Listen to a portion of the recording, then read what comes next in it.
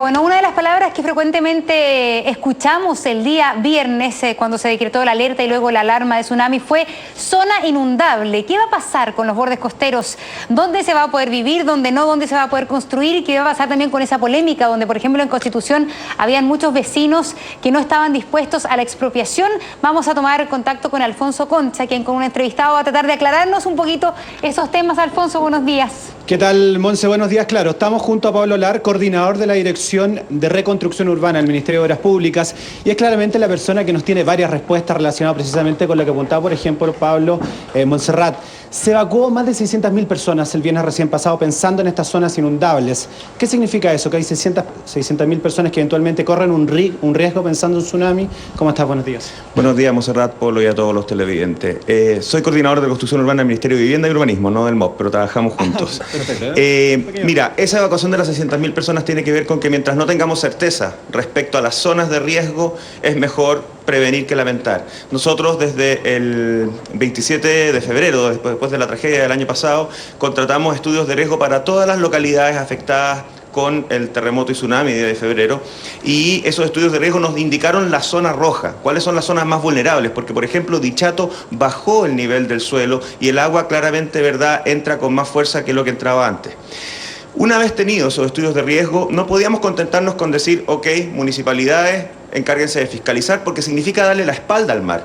Chile vive del mar, hay comunidades que viven del mar. Lo que tenemos que hacer es aprender a convivir con ese riesgo, con planes de mitigación, con planes de evacuación y al mismo tiempo también contando con la infraestructura que reduzca la energía de la ola en aquellas localidades más pobladas, de manera que si vuelve a suceder un tsunami, la gente evacúa, pero no se destruye la ciudad y la gente puede regresar a limpiar sus casas al día siguiente. Aquí aparece entonces esa figura que se ha hablado bastante, que es casas tsunami resilientes, ¿no? Ahí empieza entonces este tipo de construcciones pensando en prever una situación tan compleja como un tsunami. Así es, nosotros en todas las localidades del borde costero afectado por el 27 de febrero definimos obras de infraestructura para reducir la mancha roja, reducir el nivel de riesgo, y en esas zonas de riesgo mitigado nosotros no queremos que la gente se erradique, queremos que regresen a vivir ahí, pero con más seguridad, y para eso hemos generado lo que se llama el subsidio extraordinario, 150 UF para construir viviendas tsunami resilientes, que son viviendas que no es que resistan un tsunami, la idea es que la gente igual evacúe,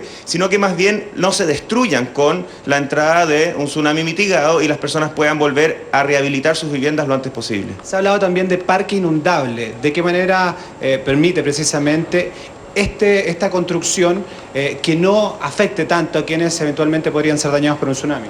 Bueno, en localidades donde hay alta concentración de población, como Constitución, como Dichato, lo que se ha generado son parques de mitigación de tsunami. Te interrumpo, Pablo, estamos viendo precisamente parte del proyecto que estás liderando. El anteproyecto de Dichato básicamente consta de un muro rompeolas. Ese muro rompeolas lo que hace es que libera el primer golpe de energía de la ola, luego hay movimientos de tierra que van redistribuyendo, ese es el caso de Constitución, van redistribuyendo los flujos de la ola para que no entre frontal a la localidad, y finalmente tenemos los bosques de mitigación que lo que hacen es que liberan la energía cinética, de manera que Constitución y Dichato, en vez de inundarse así, se van a inundar así, y las familias van a poder evacuar y regresar a limpiar sus viviendas.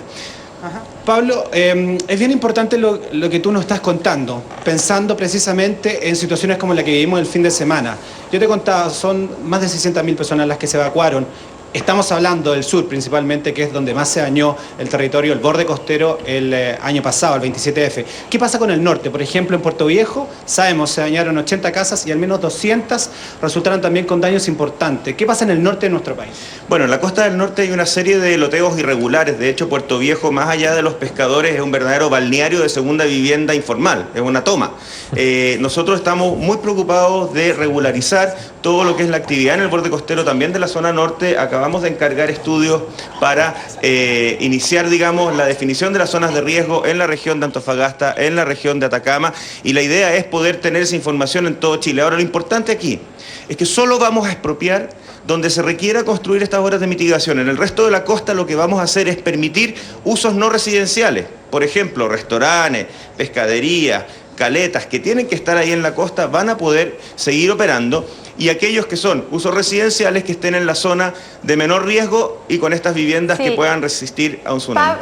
Pablo, Alfonso, sí, el único problema que vimos el día viernes donde se ordena esta evacuación preventiva es que mucha gente no sabía si su zona era declarada zona inundable o no, porque parece ser que todas estas maquetas lo explican muy bien, pero acá hay un problema de comunicación a la comunidad. Mira, Monserrat, acá hay un tema de información. Piensa que antes del 27 de febrero los mapas de riesgo de tsunami no eran información vinculante para hacer un plan regulador. Claramente eso tiene que cambiar. Hoy en día nosotros lo que estamos haciendo es iniciar la definición de estos estudios. Además que el territorio cambió. Hoy en día Dichato es mucho más vulnerable que antes. Por lo tanto, esa información que está disponible para las comunidades se le entregó a todos los municipios afectados el 27 de febrero, estos estudios de riesgo, estos planes maestros, y la idea es precisamente con ustedes, los medios de comunicación, seguir educando a la gente para que, así como funcionó muy bien la evacuación el viernes, podamos hacerlo eventualmente ante otra catástrofe, Dios quiera que no.